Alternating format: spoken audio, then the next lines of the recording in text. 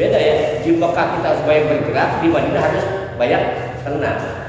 Dalam hidup ini ada kalanya kita harus bergerak, tapi ada kalanya kita harus menenangkan diri. Nah, orang kalau bergerak terus stres nggak? Stres. Nah, dia ada kaitannya dengan bahasan surat kita.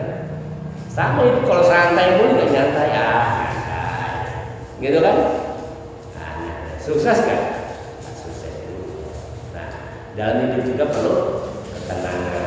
Karena apa? Apapun masalah kalau kita nggak tenang nggak akan selesai.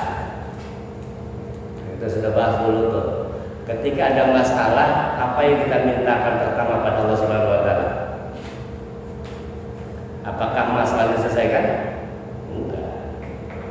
Ketika kita ada masalah, jangan cepat-cepat minta masalah diselesaikan dulu. Yang pertama kita mintakan adalah apa? Lapangkan dada. Kita harus bisa nerima dulu. Rabbi shrah li sadri. Kan Nabi Musa udah ngajarin tuh. Jadi kalau ada masalah, gak usah berasa musuh, tenang dulu, tenang. Kita terima dulu ini masalah. Kata Allah, lu terima dulu deh ini masalah. Kalau lu terima, lu sadar ini dari gue, kata Allah, nanti baru gue kasih solusi. Yang sering kali terjadi adalah ada masalah cepet-cepet minta diselesaikan. Yang ada bukan nambah menyelesaikan masalah, justru tambah nambah masalah. Kalau diserahi tenangkan dulu, baru wayasli, baru minta dimudahkan segala urusan. Tapi kalau sudah tenang, urusan Allah beresin, ngomong enak gak? Walaupun datang bilisan yang kalau dibiarkan lidah yang bisa yang pendek itu tadi ya. Baik, ya semoga apapun masalah kita Allah pertama kita kasih ketenangan dulu.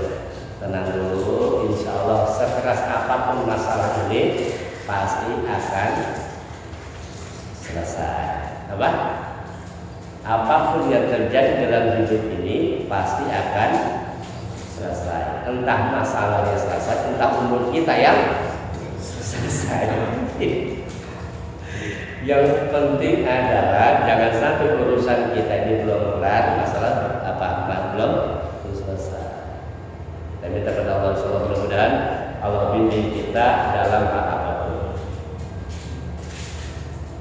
Bismillahirrahmanirrahim. Sekarang kita bahas tentang surat Al-Ghasyiyah. Nyambung yang mana ya? Surat Al-Ghasyiyah. Al-Ghasyiyah ini turunnya di Mekah, makanya disebutnya surat Makkiyah. Berarti surat ini turun sebelum Nabi hijrah. Surat ini banyak mengandung Pak. Pertama, dalam surat ini Allah ingin mengajarkan bagaimana cara menegur orang, bagaimana cara ngasih tahu orang, bagaimana cara mendidik orang. Ini yang pertama. Yang kedua, surat ini banyak mengandung aspek-aspek sifat karakter manusia, baik di dunia maupun di akhirat kelak. Surat ini juga membahas tentang bagaimana nasib manusia pada hari kiamat yang akan datang. Banyak hal di sini. Makanya surat ini adalah salah satu surat yang rutin dibaca oleh Rasulullah ketika sholat Jumat. Jadi ada dua surat yang selalu dibaca oleh Rasulullah ketika sholat Jumat. Surat Al-A'la atau Sabbih dan Al-Ghasyiyah atau Al-Ahqaf. Maka disunahkan tuh siapapun yang menjadi imam pada sholat Jumat disunahkan membaca dua surat itu, ya, Al-A'la dan Al-Ghasyiyah. Jadi kalau bapak sholat Jumat imam pasti baca ini mulu nggak hafal yang lain apa? Bukan dia tidak hafal surat-surat yang lain, karena memang Rasulullah mengajarkan perbanyaklah baca Al-A'la dan Al-Ghasyiyah. Terkadang Rasulullah mengganti surat Al-A'la itu dengan surat Al-Jumu'ah, ya. Tapi tetap Al-Ghasyiyahnya dibaca. Kenapa sih Rasulullah selalu membaca Al-Ghasyiyah? Kenapa? Nah, salah satu hikmahnya adalah ternyata Al-Ghasyiyah itu adalah mengandung nasihat yang luar biasa, yang sangat-sangat mendalam, sangat bobotnya sangat berat. Nah, makanya Rasul ingin memberikan nasihat kepada umatnya setiap Jumat, seminggu sekali paling tidak dinasihatin umatnya oleh Rasulullah melalui salat Jumat. Makanya orang-orang yang paham dengan isi Al-Ghasyiyah itu nangis, Pak. Nangis sebenarnya. Cuma kalau kita nggak paham, yang ada apa?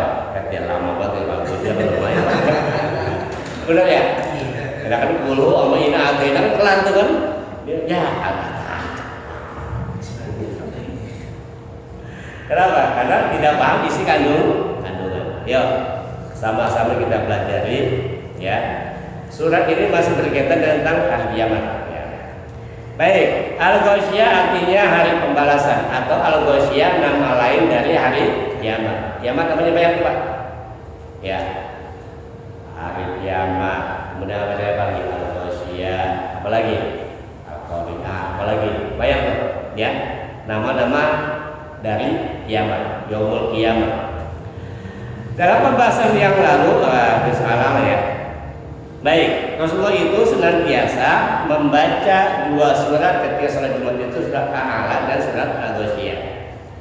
Imam Malik telah meriwayatkan dari Damrah bin Abi Sa'id dan Ubaidillah bin Abdullah bahwa Adwa bin Qais bertanya kepada An-Nu'man bin Bashir tentang surat apa yang dibaca oleh Rasulullah SAW dalam salat Jumat di samping surat Al-Jumu'ah. Ditanya. Jadi sahabat ditanya, Rasulullah dulu kalau sholat Jumat bacanya apa aja selain sholat Jumat? Nah kemudian kata Nu'man bin Bashir bahwa Rasulullah SAW kerap membaca surat Al-Ghasyiyah. Imam Abu Dawud meriwayatkan dari Al-Qanabi, sedangkan Imam Nasai meriwayatkan dari Qatadah. Keduanya dari Malik dengan sanad yang sama. Imam Muslim dan Imam Ibnu Majah meriwayatkan melalui hadis Sufyan bin Uyainah yang intinya sama. Jadi para perawi hadis itu meriwayatkan hal yang sama bahwa Rasulullah SAW kerap membaca Al-Ghasyiyah ketika menjadi imam sholat Jumat. Maka siapapun yang menjadi yang menjadi imam pada sholat Jumat disunahkan ya membaca Al-Ghasyiyah. Baik, surat ini termasuk surat yang ke-67 ya, surat yang ke-67 turun berdasarkan urutan turunnya wahyu kepada Rasulullah SAW. Bismillahirrahmanirrahim. Dengan nama Allah yang Maha Pengasih Maha Penyayang. Hal ataka hadits al-Ghasyiyah wujuhun yawma idzin khashi'ah 'amilatun nasibah tasla naran hamiyah tisqa min 'ainin aniyah laisa hum ta'amun illa min dhurriyyah la yusminu wa la yughni min ju'. Hal ataka hadits al-Ghasyiyah? Apa di situ artinya di buku itu? Sudah sampaikah kepada kamu tentang kiamat? Baik. Hal ataka? Di sini Allah bertanya, apakah sudah sampai? Apakah telah datang? Allah kalau nanya kepada kita nggak dijawab. Woi, dijawab belum? Udah, nggak perlu. Allah itu bertanya sebenarnya menegur. Kenapa ini adalah surat teguran? Lagi-lagi teguran kepada mereka yang tidak mau menyembah kepada Allah Subhanahu wa taala. Berkali-kali Allah sudah sampaikan tentang cerita hari kiamat, tentang bagaimana hari akhirat, tentang bagaimana hari pembalasan. Cuma tetap dablem. Tetap tidak mau beriman kepada Allah Subhanahu wa taala. Sebenarnya Allah itu apa namanya? Geram dengan kaum kafir dan orang yang tidak mau dengar apa kata Allah. Tapi sudah saking keselnya Allah itu ngomongnya bukan ke mereka lagi tapi ke Rasulullah. Pengalihan. Sama begini Pak, Bapak kesal sama saya. Udah Udah berapa kali bapak bilang saya nggak ngerti juga. Bapak ngomong ke siapa? Ke Pak